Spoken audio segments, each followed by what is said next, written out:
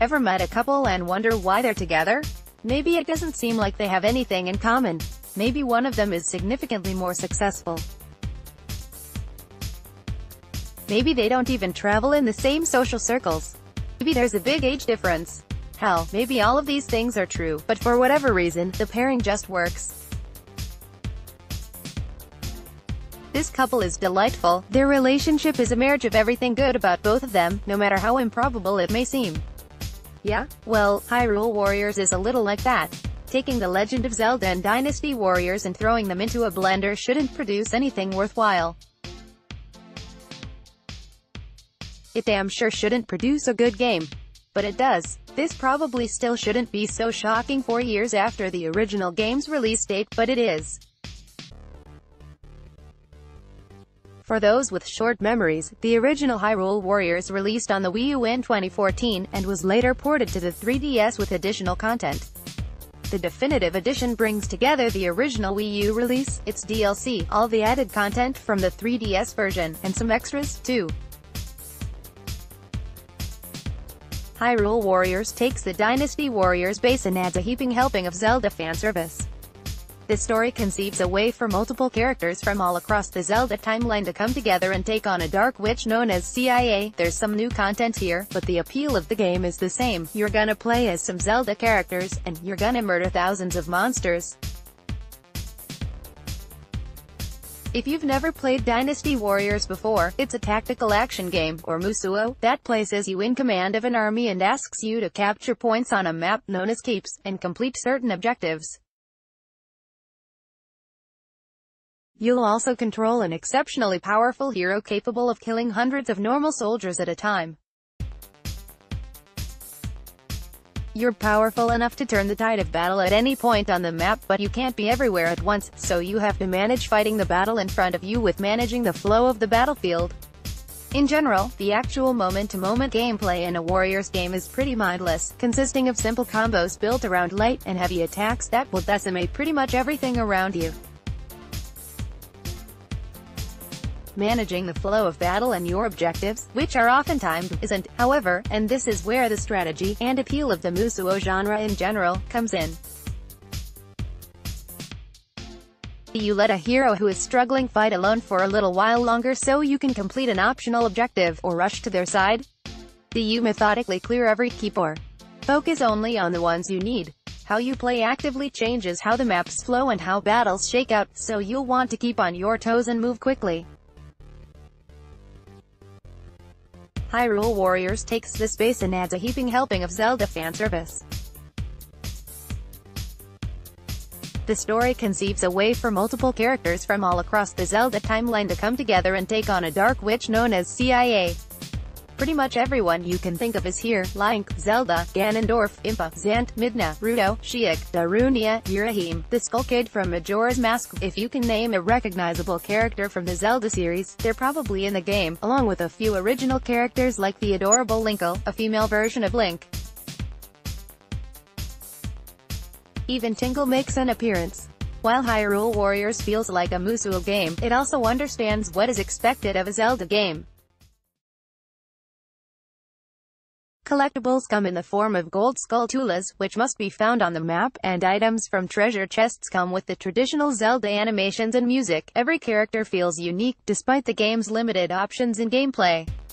Impa's enormous sword deals high damage and will cut through large groups of enemies with ease, while Zelda is quick and graceful and Link functions as a good all-arounder. Each character can wield multiple weapons, which adds to the variety. A Link toting the Master Sword is much different from one twirling a fire rod.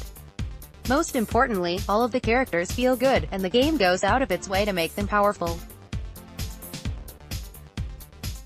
Killing enemies and completing objectives rewards you with experience, better weapons, and new items for battle. Enemies also drop items that can be used to forge new equipment between scenarios. Essentially, you fight enemies to get stuff that makes you better at fighting enemies. While most games have systems like this, Hyrule Warriors keeps its system simple and easy to use, so it never feels like work. While Hyrule Warriors feels like a Musuo game, it also understands what is expected of a Zelda game. Collectibles come in the form of gold skulltulas, which must be found on the map, and items from treasure chests come with a traditional Zelda animations and music. Even the levels feel similar, often requiring you to gain a new weapon, like a bow, boomerang, or bombs, to defeat a stage's bosses, and solve puzzles, and then rarely ever use it again.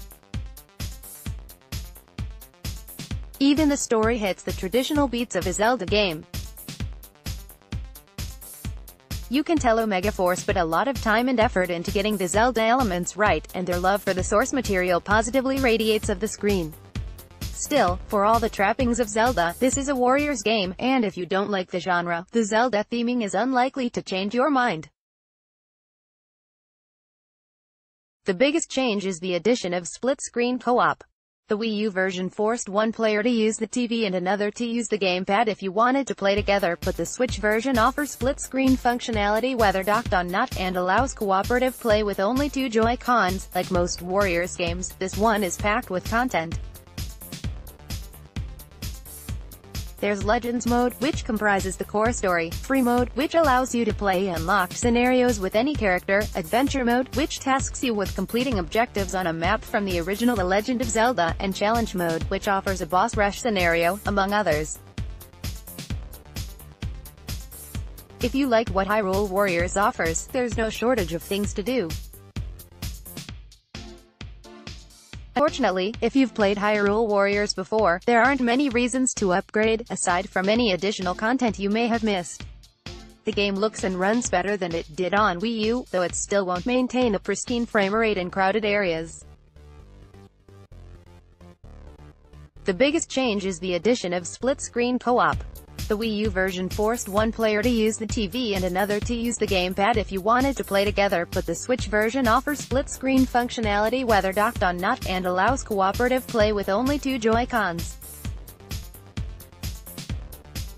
Bafflingly, there still isn't any online functionality, but the addition of a proper split-screen mode is a huge addition for those who want to play with a friend. Ultimately, how you feel about Hyrule Warriors will depend on 2 things: how you feel about Musou games in general, and how you'll react to this odd marriage of Zelda and the Warriors series. It's not for everyone, but if you can't feel how odd it looks behind you, you might find yourself in a relationship that you never knew you wanted, and one that doesn't make sense to anyone else. This game was reviewed on the Nintendo Switch. All of the content from the Wii U and 3DS games, plus all the DLC. Solid marriage of gameplay and strategy.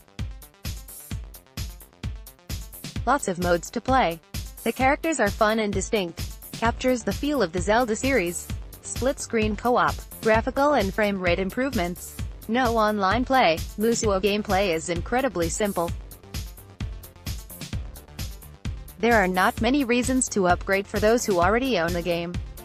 Hyrule Warriors marries the best aspects of the Musou genre with a love for Zelda and visual and performance improvements for a solid, if simple, romp through Hyrule. A copy of this game was provided by developer, publisher for review purposes. Click here to know more about our reviews policy.